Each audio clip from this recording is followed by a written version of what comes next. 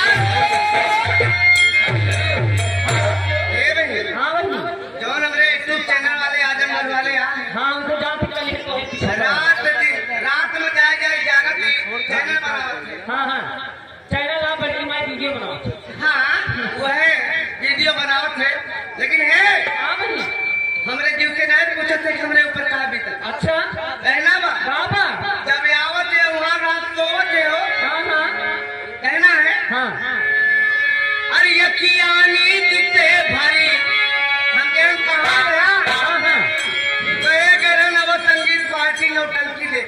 अच्छा अच्छा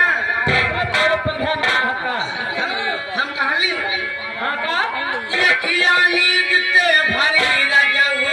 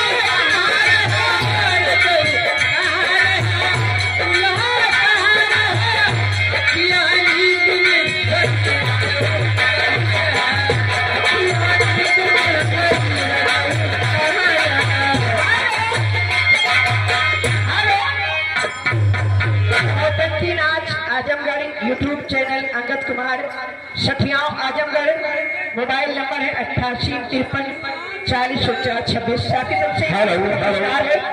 ए मैडम देखिए घर मालिक भैया का निवेदन है, इन नौटंकी नाच दर्शक बंधुओं आप ये मंगवाया है,